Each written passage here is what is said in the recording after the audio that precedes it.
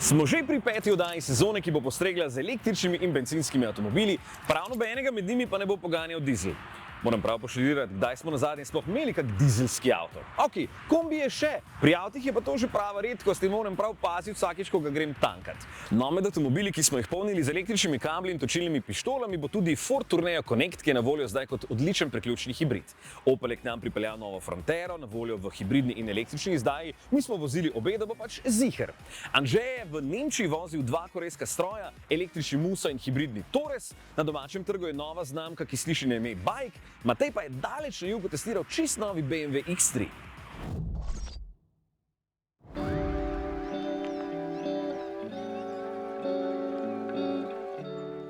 Včasih moram začeti test v obratni smeri. To pomeni, da se moram najprej vrniti domov, da se uredim, pa potem lahko povem kaj pametnega.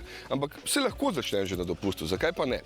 Tokrat sem preizkusil novi BMW X3, ker je pač nov, a ne, pa ker ima skrito vlečno kljuko. 4,75 metra je že dolg, tako da je to zdaj že prav velik SUV 7. razreda. To je tudi najbolj priljubljen BMW na svetu, zato je za Nemce še kako pomemben. Oblika sicer sledi ostalim modelom, še najbolj me spominja na električni iX, je pa vsem kar poseben s temi ravnimi linijami. Sploh maska ima zanimivi ledvički, ki pa mi tukaj za čuda niti ne delujeta tako groteskno veliki, čeprav nista majhni, ne? Tega pa tudi delno poganja elektrika, tako da zjutraj nobenega nisem zbudil v kempu.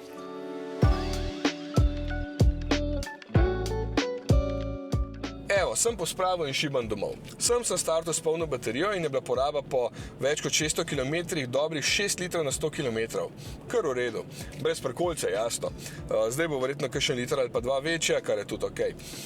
X3, to je že 4. generacija. Baterija ima skoraj 20 kW kapaciteto, tako da je dosegel v idealnih pogojih 91 km. To je kar fino. Tudi moč je zelo fajn, 220 kW, to je okroglih 299 konjev. Tukaj je 2-litrski turbo bencinski motor, zraven pa še kar 135 kW električni motor. Moram reči, da vse skupaj zelo lepo deluje, ampak moram narediti še ostale teste v domovini, da ga pravilno ocenim, ker se moram tukaj enostavno prepočasi voziti. Ja, preveč sem naložen.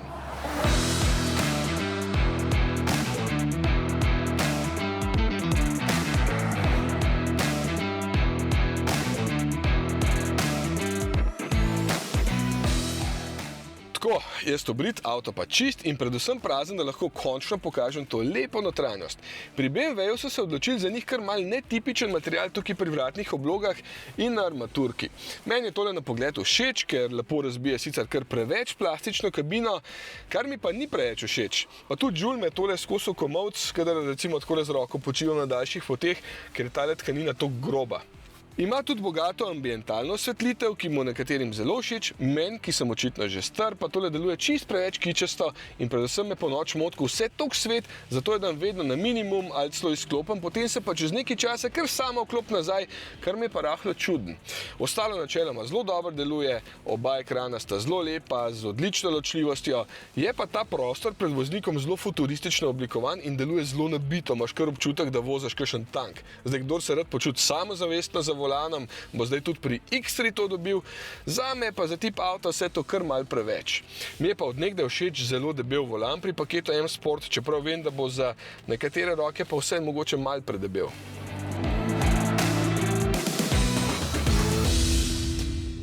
Občutek med vožnjo je zelo dober, tukaj nimam kaj reči. Tako občutek na volanu kot obnašanje karoserije sta odlična, ker Nemci znajo to uglasiti skoraj do perfekcije, če upoštevaš, da takšen X3 tehta kar 2140 kg. Jep, velikost, predvsem pa pogon tukaj vzameta kar velik davka, to ni več tisti 20 cm krajši, pa verjetno je ne 5 ton lažji prvi model izpred 20 let. Volan je lepo obtežen, blažen je sicer na mal trši strani, ampak še vedno dovoli, da se karoserija mal nagiba, raven toliko, da je vožnja še kar udobna. Je pa zvočna zatesnitev izredno dobra. Se slišiš, da nič ne slišiš, a ne? Če je cesta lepa, praktično nič ne slišiš, še motorja ne. Tudi na avtocesti je lepo tih, ker je karoserija po novem zelo aerodinamična, količnik upora je samo 0,27 in tukaj postane jasno, zakaj so površine avta takšne ravne, zaprte, da pač lepše reže zrak. Seveda se to pozna tudi pri porabi, ki res ni slaba, zdaj je povprečje 6,8, pa sem nazaj vlekel še parkolco in imel strešni kovček. Sicer največja hitrost 100 na uro, ampak je vseeno dober za veliko moč. Priključni hibridi postajajo vse boljši, da nimaš več občutka, da voziš neko koran avto, čeprav je zelo težak, kot sem že rekel. Mene navdušuje, kako lepo sta usklajena oba motorja tudi v hibridnem načinu, ko je baterija prazna, pa da imam na zavorah dober občutek in da se lahko lepo nežno ustavim brez cukanja. BMW to že dolgo obvlada. V 6,2 sekunde pospešiš do 100 na uro, torej takšen X3 obvlada tudi pospešek. Pri vsem skupaj pa še najmanj obvlada prostor. Avto je velik, to sem tudi že povedal, ampak prtljažnik meri samo 460 litrov. To je lahko za koga, ki tovor velik prtljage, recimo tistega, ki kampira, kar izziv. Sicer jaz vedno pravim, da daš pač na streho za tist enkrat ali pa dvakrat na leto kovček, pa je vse zrihtan. Ampak velika baterija pač vzame svoj prostor. Isto ni veliko prostora tukaj na zadnji klopi. Dobro, če ga zdaj primerjam s povprečnim avtom na naših cestah, ga je več kot dovolj, ampak glede na dolžino X3 pa pač ne. Obvlada pa polnjenje. Z 11 kW na 3 fazah je ta baterija polna v 2 urah, tako da je X3 30e zelo uporaben električni avto za vsak dan, ker sem z njim recimo v Ljubljani prevozil več kot 90 km. Na avtocesti je prazna seveda bistveno hitrej, gre pa lahko do 140 na uro samo na elektriko. Čeprav novi X3 tehnično spodaj ni čist nov, ker ima še kar nekaj elementov od prejšnje generacije, gre vseeno za nov model, ki je praktično vsem boljši. Tudi malenkost je večji, predvsem pa zelo sodoben na pogled. Bi kar znal biti še naprej njihov najbolje prodajen model, čeprav se šele cene teh avtov v zadnjih letih kar v nebo. Samo res, ko gledaš, ne? Taki avti so včasih bili za tretjino cenejši, danes ga pa pod 60 evrov lahko sam sanjaš. Ja, saj zato jih je pa upravičeno lahko strah konkurence z vzhoda. Čeprav je pa res, da ne, oni še nimajo res toliko dobrih voznih lastnosti, pa delovanje sistemov recimo še ni toliko dobro. Dobro, manjka jim predvsem ugled, ker marsikdo bo rekel, da toliko denarja za Kitajce pa še ne oddal. Samo praviš ga čez 5 let. Ja, pa ja. Veš, kaj sem ti še pozabil povedati, ne? Na Hrvaškem. Ker je štankat, ne? So našli ful dober način za lupljenje turistov. Ne? Vidiš najnižjo ceno goriva na pač tisti tabli, ne? Ja. In potem se pripelješ in ga nikjer ni. Samo oni premium so, ne? In potem itak natankaš, ker nimaš drugega, se odpelješ in potem šele vidiš tam nekje odzadaj eno mini pumpico, kjer pa lahko to natočiš. Ja, itak na turistih najlažje služiš, ker pač ne vejo, ne? Ne vemo, saj smo tudi mi turisti. Dobro, pa tudi Anže je bil za turist v Nemčiji, čeprav je šel tudi delati, ne? Vozil je 2 KGM. Je. In koliko je pa lunih poceni točilnih mest? Eno. Daj nehaj. Ja. Pa še horde turistov. Ja, tako pač je. Pa to je prav uno, ne? Ne, grdo je ful. Lansko leto sem šel s Toresom do Minhna in če me spomin ne vara, sem takrat vihal nos samo nad porabo goriva, ki se je v bistvu ves čas vrtela okrog 10 litrov. Tistega takrat je poganjal 1,5 litrski turbo bencinski motor, no in ker so me inženirji slišali, pa se strinja z mano, so mu zdaj namenili čisto nov hibridni pogon. Tudi tukaj je glavni 1,5 litrski turbo bencinski motor, ki so ga pa seveda konkretno posodobili, da zdaj dobro sodeluje tudi z elektromotorjem. Med drugim so bloku motorja namenili drugačen premaz, da so lahko tlak vbrizga goriva dvignali iz 250 na 350 barov.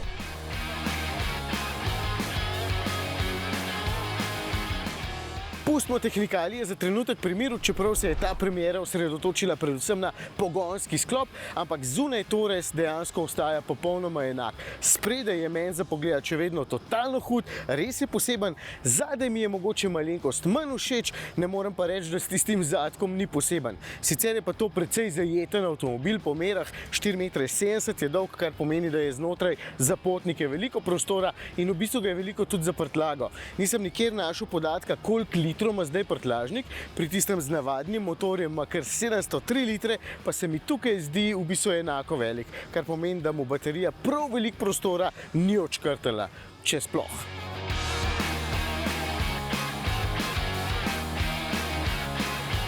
Zunaj je torej ostal enak, znotraj so ga pa vseeno malenkost posodobili in polikali, da je zdaj bolj modern, čeprav naslednje leto pride pa že v bistvu prenova tega modela. Največja sprememba tukaj noter sta nedvomno ta dva zaslona, ki sta takole povezana v celoto in zato v bistvu tole okolje deluje zelo moderno.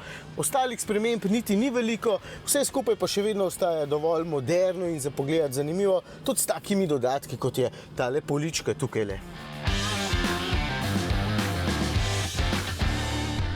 Moči ni noro več, takšen zdaj ima 130 kW oziroma 177 konjičkov, kakšnih 15 več, kot jih je imel prej. Vsem pa trdijo, da lahko več kot 90% časa prevoziš na elektriko, kar bomo seveda preverjali v testu, predvidevam pa, da govorijo o mestni vožnji. Je pa baterija za klasičen hibrid precej velika in ima 1,83 kWh, no celoten sistem pa jim je pomagal razviti kitajski BYD.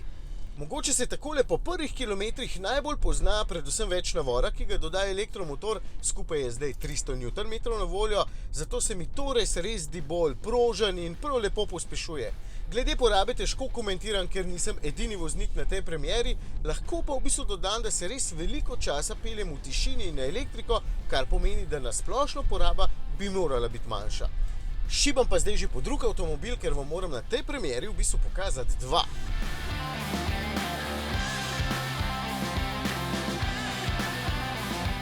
Na poltovornjak Muso najbrž pomisli manj ljudi kot na kakšno drugo pick-up alternativo, ampak smo ga v prejšnji generaciji s klasičnim motorjem že vozili in je bil v bistvu eden najbolj udobnih. No, ta je pa zdaj čist nov, zato tudi veliko bolj nastopaško izgleda, spredaj je pravzaprav kot Torres, je pa električni, lahko ima en ali pa dva elektromotorja in očitno tudi k nam prihaja ta trend iz Amerike, kjer se vozi veliko električnih pick-upov.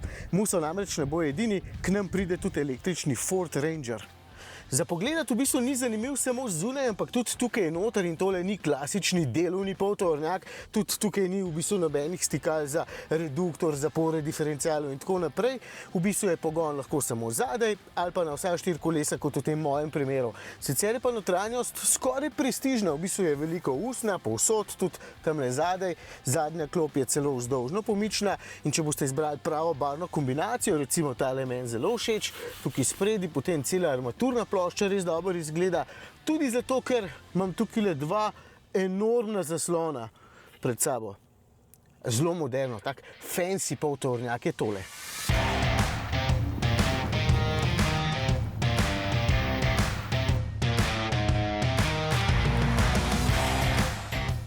Vem, vas bolj zanimajo tehnikalije, da boste sploh vedeli, če je pravi za vas. Baterija ima 80,6 kWh uporabne kapacitete in v primeru različice z zadnjim pogonom obljubljajo preko 400 km dosega, če boste izbrali takšno s 4-kolesnim pogonom, pa dvema elektromotorjema, je pa doseg 379 km. Mal mi je sicer hecen podatek, da se baterija polni z do 300 kW moči, kar je res impresivno, ampak vseeno med 20 in 80% napolnjenostjo potrebuje dobrih 30 minut. Še vedno dober, samo polnilna moč očitno ni toliko časa res impresivna. Moram to preizkusiti v praksi. No, da ne bo zmede, dve različici sta na voljo, takšna z enim elektromotorjem in pogonom zadaj, v tem primeru ima elektromotor 152 kW moči, ali pa takšna, ki jo vozim zdaj, ki ima dva elektromotorja in 4-kolesni pogon, ampak tukaj ne bi imel pa vsak elektromotor 152 kW moči, razen če sem jaz kakšen podatek narobe razumel, ker v bistvu se mi vse ne gre, da tale gre za 400 konjičkov, če preračunam dva elektromotorja pa vsak 152 kW moči. V vsakem primeru pa lahko potrdim, da je v bistvu prožen, vse s podobno konjenico, torej najbrž dobrih 200 konjičkov, se pohvalijo tudi klasični pick-upi, s tem, da je tukaj elektromotor, poskrbi, da je navor takoj na voljo in v bistvu je avto hiter, prožen, predvsem pa super, ko je treba kje v kakšnem klancu speljati. Takrat se elektromotor res dobro izkaže. Oddaljenost od tal je 181 mm, kar tudi pove, da ni tole neko terensko ali pa klasično delovno vozilo. Zadaj ni listnatih vzmeti, ampak so vijačne, kakšen je podatek o nosilnosti, še ne vem, najbrž je nosilnost vseeno nekoliko manjša, je pa zato avtomobil izjemno udoben. Pa se večina med vami ne potrebuje poltovornjaka za neko hudo delo in se mi zdi takšna bolj udobna različica za marsikoga še bolj primerna. Pa tale v rumeni barvi še totalno hudo izgleda. No, sicer bo pa na voljo takoj v naslednjem letu pri nas, medtem ko Torres je praktično že.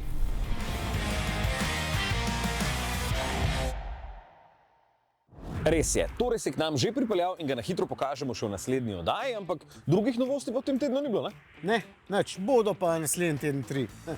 Ja, dobro, je pa ena druga vseeno velika novost pri nas. Končno je tudi Opel malo zadihal in ima en prav zanimiv avto za pokazati.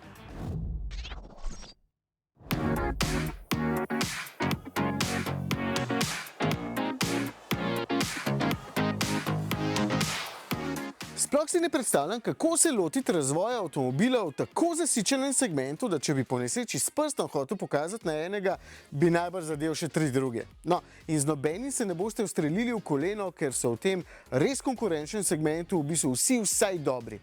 Pa se je Opel vseeno lotil te težke naloge in pred kratkim predstavil Frontero. Ja, ne se preveč ukvarjati z imenom, ker je bil to včasih po Oplu res malo bolj robusten model, danes pa avto, ki mora pri Oplu premikati meje, če se majčkeno navežem na dobesedni prevod imena Frontera. Ampak ta avto ne ponuja nič revolucionarnega, mora se pa boriti v res, kot si rekel, konkurenčnem razredu. Ampak k sreči Frontera ima kaj za pokazati, če izpostavim 2 prednosti, sta to veliko prostora pa dobra cena. Ja, pa še 2 v bistvu, ne. Takle, ki ga imam že, hibriden, ima lahko tudi 7 sedežev, lahko ima pa električen pogon. No, jaz imam raje klasični pogon, ker se mi ne da ukvarjati s polnjenjem. In klasični v tem primeru pomeni hibridni, ker je v bistvu samo še takšen na voljo, če želite točiti gorivo. Lahko pa izbirate med 2 različnima močema motorjev, šibkejši ima 81 kW oziroma 110 konjičkov, močnejša različica pa 107 kW oziroma 145 konjičkov.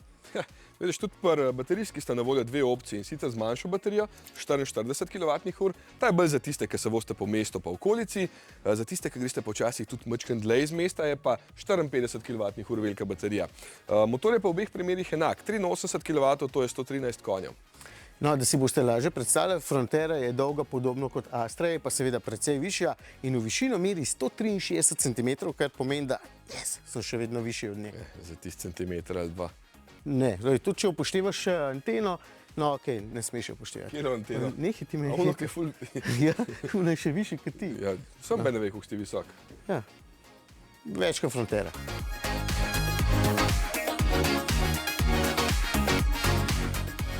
In zato ima dejansko tudi veliko prostora. Evo, tudi za sabo jaz tukaj zadnji prav lepo sedim, pa sem višji od Anžeta, sicer še vedno samo poprečno, ampak če tako sedim za sabo, mi je udobno, pa še veliko prostora imam nad glavo, je kar zračno.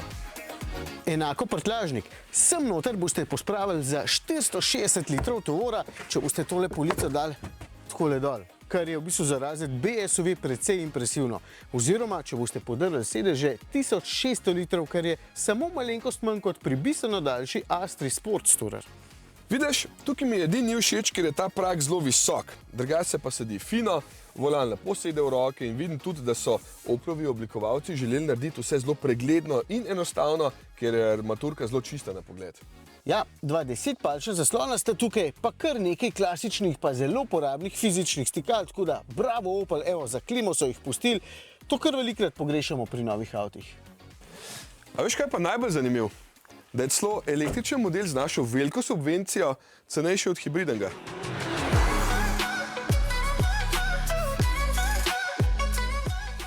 Motor je tudi tukaj, kot smo vajeni od skupine Stellantis, v kateri je Opel 1,2 litrski trivaljni turbobencinski, zraven ima pa še 15,6 kW, torej 21 konjski elektromotor.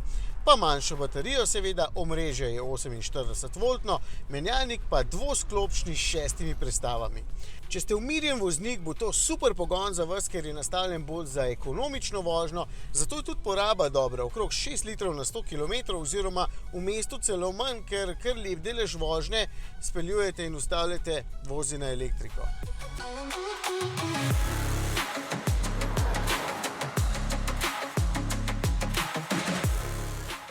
Ja, ampak če želite ves čas mir, tišino in boljšo odzivnost, pa bolj enakomerne pospeške, čeprav so na papirju slabše od tistih pri hibridni, boste pa še bolj navdušeni nad tole električno Frontero, ki se v bistvu zato in zaradi nižjega težišča še lepše pelje. Pri električnih avtih je baterija v dnu, kar pomeni, da je večina mase čist pri tleh, to pa kljub za okoli 250 kg večji masi avta dobro vpliva na samo lego v ovinku. Ta ima manjšo baterijo od obeh in je prej, ko sem prevzel avto, pisal, da ima doseg 280 km. Mestne vožnje, jasno. Dejstvo je, da se doseg precej zmanjša, če boste pogosto na avtocesti. Ampak Opel je s tem avtom mislil na tiste, ki rabite prostoren in uporaben avto za vsakodnevne opravke. Res smo veliko prostora, sem že povedal.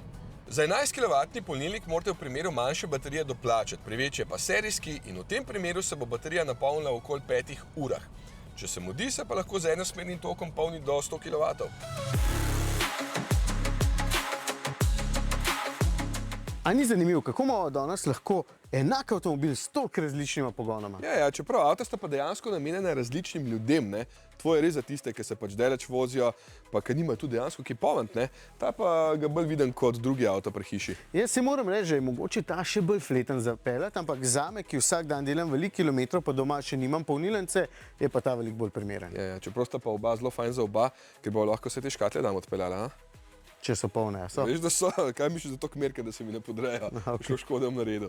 V glavnem, nikoli še nisi šel iz Vipavske praznih rok, oziroma s praznim prtljažnikom, tako da ne te ne skrbi. Ja. Ok, dej, boš ti začel? Ja, bom, ja. Ej, kam so pa pol se te škatle zginile? To je Matej vzel in dal skladišče. To moš njega vprašati. Ja, sumljivo je, da jih nekam ušel, ne? Drugače pa ti ena nova znamka za predstaviti, priznam, te še nisem videl. Tudi slišal še nisem za tako znamke. Ja.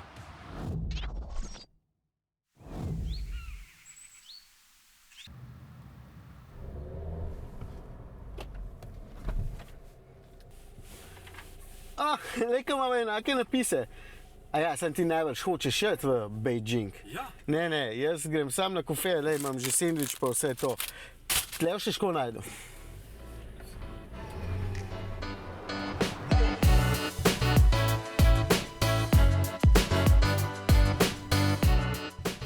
Dobrodošli z mano ob novi kitajski znamki, ki je najverjetneje še ne poznate. No, nekateri najbrž niti ne znate pravilno izgovoriti tega, potem nekateri mogoče ni jasno, zakaj je tukaj med lučmi še en tak zanimiv napis, če se pa model najbrž imenuje takole. Ja, prav imate. Tole je BAIC, Beijing Automotive Group, nekoč tudi Beijing Automotive Industry Corporation, BAIC. Beijing pa piše tukaj, zato ker je to pač del imena. Tole je trenutno njihov največji model pri nas, imenuje se X7. Vem, tukaj zadaj na testnem piše še X75, ampak na vašem bo pa že X7.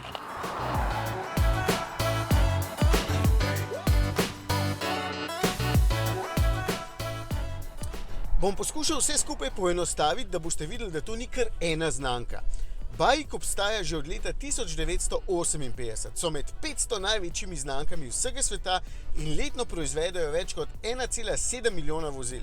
Lani so imeli okrog 58 milijard evrov prometa in samo v oddelku R&D, torej za razvoj, imajo zaposlenih več kot 12 tisoč inženirjev. Pod njihovim okriljem je znamka Foton, ki je najbrž tudi ne poznate, je pa največje podjetje za izdelavo gospodarskih vozil na svetu. BAIC od leta 2003 sodeluje s Hyundaiem in Mercedes-Benzom, leta 2009 so kupili intelektualne pravice za Saab, od leta 2013 je 30% lastnik BAIC International postal ravno Mercedes-Benz, BAIC pa je 3 leta zatem postal več kot tretjinski lastnik Fujian-Benz. Gre skratka za pravi konglomerat z lovkami, ki so v bistvu povezane bolj kot pri naših politikih, s tem, da BAIC saj izdeluje nekaj. In spet pričakujem kakšen jezen mail od nekoga, ki je zafrustriran, češ da naj se držimo avtomobilov in ne politike.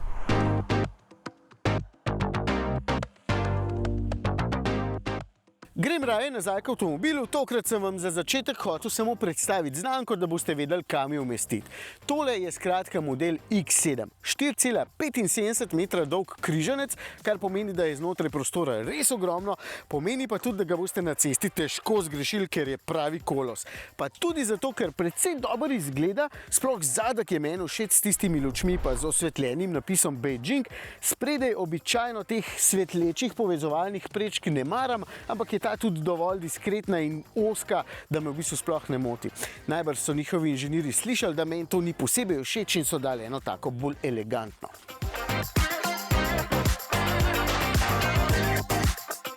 Notri vam takoj povem, da boste prijetno presenečeni nad materiali in nasploh nad vsem, še posebej, ko boste slišali ceno. Spet je vse v usnju in spet govorim zato, ker je to očitno kar ena stalnica, prostora je zelo veliko, spredaj se sedi zelo udobno in zadaj tudi, predvsem pa je zadaj na sredini celo ravno dno. Opažam pa eno specifiko kitajskih proizvajalcev, to, da raje namenjajo več prostora potnikom zadaj in je posledično manjši prtljažnik. Pa se mi ta ideja po svoje zdi kar malo hecna, ker je povprečen kitajski prebivalec visok ne toliko kot jaz, pa jaz res nimam nikoli problema s prostorom za noge, ampak evo, prodajajo svoje avtomobile tudi v Evropi, pa potem to že pride bolj prav. V avtu se velikokrat pelje več potnikov kot prtljage, zato mi je v bistvu ta filozofija po svoje všeč. No, usnje na sedežih, pa krasna ambientalna osvetlitev, ki se je zdaj sicer ne vidi, ker je presvetlo, in nasploh zanimivo okolje je tukaj spredaj. Pred sabo imam digitalne merilnike, tukaj na sredini celo 2 velika zaslona in v bistvu vse asistenčne sisteme, pa radio, ki pozna DAB. To moram posebej omeniti, ker ga pri vseh kitajskih avtih pač še ni.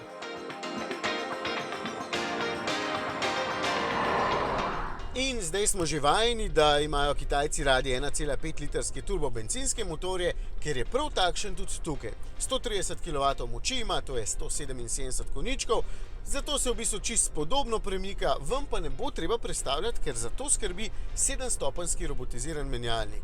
Švok 10 sekund pa boste z mesta pri 100 na uro, kar je za takšne sorte križanca čist ok, ker itek z njim pa z družino v njem ne boste divjali. Sistem deluje dobro, edino menjalnik cukne pri samem speljevanju oziroma takrat, ko boste od njega zahtevali preveč in boste želeli biti dinamični. Kadar se boste vozili umirjeno, je ok in takrat je tudi poraba s slabimi 9 litri čist dovolj dobra. Ne pozabiti, tole je precej velik avtomobil. Bolj kot dinamično vožnjo, ki je ne mara posebej, moram tukaj pohvaliti udobje. Ko se boste vozili umirjeno, bo prav prijeten, nikoli ne pretresa grdo, raje nežno zaplava čez neravnine, kar bo večini sopotnikov v bistvu bolj všeč.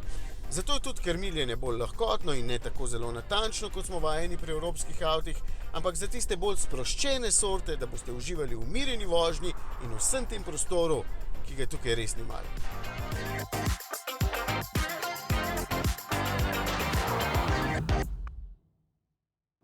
Tudi kar nekaj avtov smo testirali brez skrbi. Še več pa jih najdete na naši spletni strani volan.si pod rubriko Testi.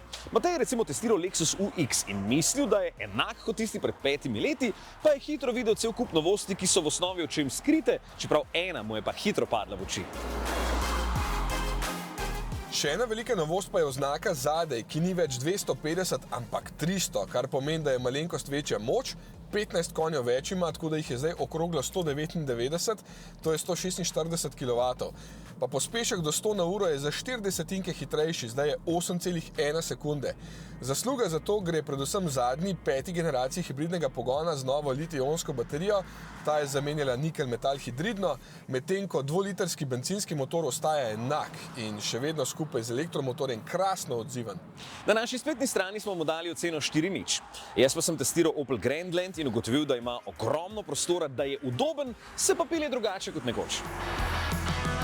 Od Grandlanda ne pričakujte vozne dinamike, ker je namenjen ležernemu transportu med šolo, službo in trgovino. Tako se pač pelje ok, tu ni nobene revolucije, krmilni mehanizem bi lahko deloval manj zaspano in ponujal malo več povratnih informacij. Čeprav dolge ovinke pa lahko odpeljete precej hitro, bolj kot bi si mislili vi in vaši potniki, ker podvozje to zmore. Če bi zaradi svoje velikosti imel še malo bolj zmogljiv motor, bi bil še bolj zadovoljen. Vseeno pa se je prislužil dobro oceno 3,8. Vsi testi so v daljši obliki in z dodatnimi informacijami na voljo na volan.si, Anže pa ima zdaj še en zelo zanimiv avto za pokazati.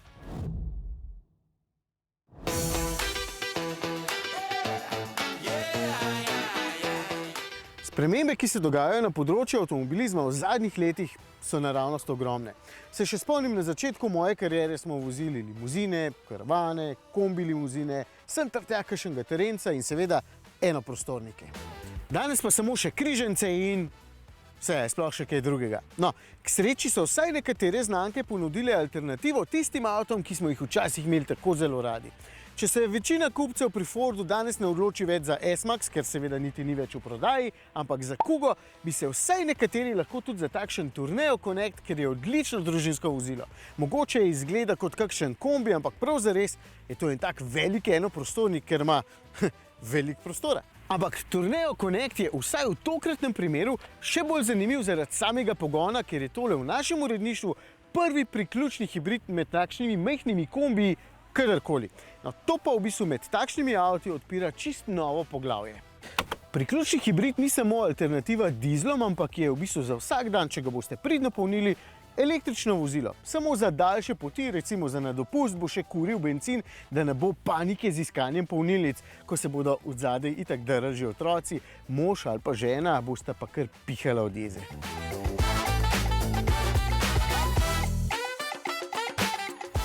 Torej, če začnem s prostorom, ja, tukaj res nikoli ne bo panike, ker je avto višji od vseh nas v uredništvu. Evo, jaz bi v bistvu skoraj stal lahko tukaj noter.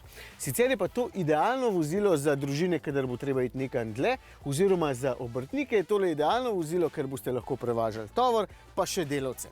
Tale naš test ima celo 7 sedežev, zadnja 2 je sicer mogoče odstraniti, ampak kdo recimo vozi mularijo na treninge nogometa, bo s sabo lahko vzel celo ulico mladih nogometašev, sosedje bodo ziher veseli.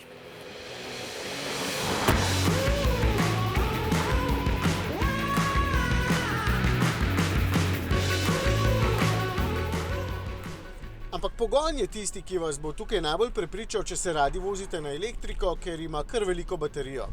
25,7 kWh bruto oziroma 19,7 je njena uporabna kapaciteta, s čimer naj bi po VLTP prevozil celo do 118 km. Baterija se na javnih polnilnicah polni z 11 kW moči, v 2 urah pa pol se napolni, na enosmernem toku pa s 40 kW v 26 minutah od 5 do 80%.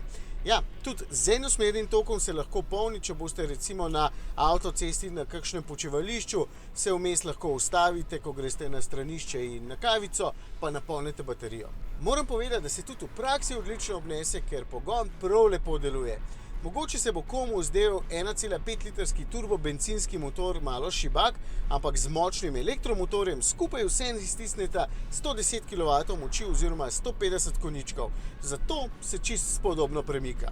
Dostop uspeši v 10,5 sekunde in gre največ 180 na uro. To v bistvu niso slabe cifre, ampak najbolj pomembno je, da se popolnoma lahkotno premika na elektriko recimo v mestu. Jaz sem z njim največ prevozil dobrih 90 km samo na elektriko, pa sem se vozil tako v mestu, kot tudi na avtocesti, tako da super podatek. Tudi menjalnik v redu deluje, v tem primeru je to robotiziran s 6 prestavami, zato recimo tudi lepo deluje takrat, kadar smo v hibridnem načinu, ko je baterija prazna, pogon pa deluje brez kakršnih koli težav in še vedno je varčen. Poraba zdaj je 5,5 litrov, ker ga nismo ravno pridno polnili na dolgih vožnjah. Če upoštevam, da večina med vami na dan ne prevozi več kot 30 km, pa bo takšen Tourneo Connect električno vozilo za praktično vsak dan.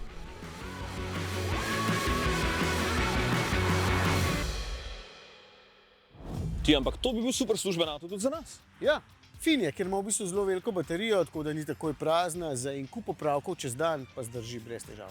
No, naslednji teden bomo šli spet zelo daleč. Anže je izkoristil ta hudo Toyota Land Cruiser za odkrivanje Romunije, čeprav za tiste ceste nisi glih rabo Land Cruiserja, ne? Ne, veš, da smo iskali in tudi našli grde podlage, tako da je bila kar naprava.